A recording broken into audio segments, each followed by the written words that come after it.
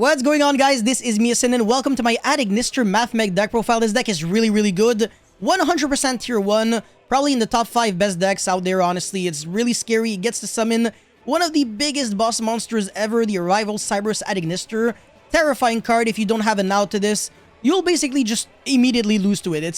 It really is this painful. But yeah, before this video starts, friendly reminder to like and subscribe. If you haven't already, check me out on Twitch and Instagram. Let's try to get this video to 1,000 likes because as soon as we get it, we will be making a live stream on this deck. And now let's get right into it. So for the ratios, I'm playing triple circular, double subtraction, double addition, and 1 sigma and 1 nabla. So this deck unfortunately does have to play nabla. That is important because when you use the effect of circular that you searched off of the Alambertian, you have to send the nabla so that you can go Alambertian, tribute itself, revive back the nabla, search the superfactorial with the circular, and then tribute the nabla, summon any other third monster, and that way you can trigger the Laplacian on your opponent's turn. So the nabla is just there so that you can have a third name with only one main deck monster that gets you everything. So that's the reasoning. The sigma is obvious, it's just an extender, there's basically no drawback, the card's insane. And then double subtraction, double addition, of course, fantastic cards. It can be argued that sigma could actually be played at 2. So yeah, if you want to do that, then go for it. And then for the Adagnister monsters, I'm on 1 Danmari, triple Picari, and triple Achichi. So these ones are the starter. Danmari is one of the worst cards that you can draw because you can't even summon it with a field spell since it's level 4 or lower only. However, it is really good to Foolish with the effect of Boruru so that you can banish it from the grave and it becomes kind of like a Magician's Navigation, basically. If you control the Link 6 monster, you get to negate any face-up card your opponent controls. Yeah, comparable to Hot Red Dragon Archfiend Abyss. It doesn't negate the activation, but the effect rather. So, very cool card. It's really good against Branded Fusion, even if your opponent has like 3 copies of the card. And I'm on double Doyon, double Boruru. This might be incorrect. I really need your feedback. It would help me out a lot, and it would also help everyone else in the comment section below, checking out the video, etc. But to my understanding, Boru is very easy to search because of the Cyberus Wicked, so you're not really trying to search this with the When I First Met You. Doyon, on the other hand, is fantastic. It's one of the best ones. However, the issue with this one is that it's not a starter. It only is like the best extender out there. So obviously when you already have your stuff going, it's the best one. But it's not necessarily like a starter. Achichi, I want to say, is probably the best starter because you get to search the When I First Met You. The Picari, which then searches the When I First Met You into Doyon.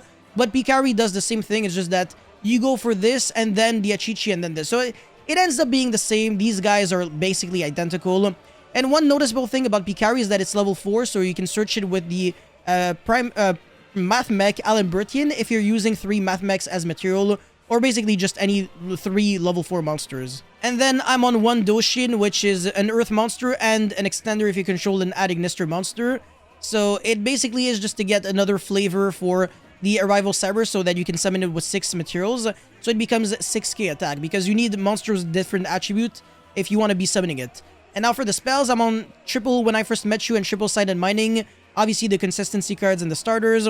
Double Pot of Desires with the triple AI Idol Reborn. It can be argued that Pot of Desires is not necessary. Maybe you could play Pot of Prosperity, I don't think so, because Heat Soul kind of conflicts with it. And the AI Idol Reborn, I don't know, man. Maybe you could play only 2, I'm not 100% sure. And the Field Spell, I know for a fact that some people only play 1. However, sometimes hard drawing it could be nice in case your Dark Infant gets Veilered. And then we have Call by the Grave, obviously, triple Imperm, and Super Factorial. If you want to, you can replace Ash with another hand trap. So nothing forces you to play Ash. It's just like very generic, but it's not necessarily super high impact. And then for the extra deck, of course, Wind Pegasus Adagnister. It's free in the combo. It destroys spells and traps when it's on the field. So it's actually really nice going second. And if you have Red Reboot, you can make your opponent like... Your opponent can have like 5 back row. You destroy everything because Dark Templar revives back everything. And then you just go pop. And then after that, you basically have game anyway. So even if you're not trying to go into battle phase, it's still going to be GG. And the graveyard effect is insane. So even if your opponent jumps over the Arrival Cyberus, 1 card is going to be shuffled back because of the Wind Pegasus. This card is absolutely ridiculous. And then the 2 MATHMECH rank 4 monsters. Arrival Cyberus, Access Code. In this deck, it's even better than in other decks because you can make it with Update Jammer. Appaloosa, which you can make with IP Masquerena. Deco Talker Heat Soul, obviously, in case your combo is like... In case you do like a half combo with like Splash Mage only reviving back 1 monster, make Heat Soul, draw 1 card, then draw 1 card on your opponent's turn. that could be a reason to not play Imperm because you might draw it into your opponent's turn. So maybe playing Valor could be superior, or like DD Crow, but maybe not Gamma. So Gamma has like the same flaw as Imperm in this very specific scenario. And then for the other monsters, Dark Templar, of course. It does lose to Ghost Ogre though, so skillful players are going to hold their Ogre for this instead of wasting it on something else that is irrelevant. And then yeah, Update Jammer, Pit Knight early. Messed up the name in my combo video. This card's really, really good. It's just a free negate, and it's just overall a really good card. Slash Mage, Cyrus Wicked, IP Masquerena, and Double Dark Infant, because you actually need 2 for the combo. And then the idea section isn't really relevant, so Paralytic Seed. The Water Adignister if you want to. I think it's basically the same thing as Doshin. Light Dragon Adignister, relatively good going second to break boards.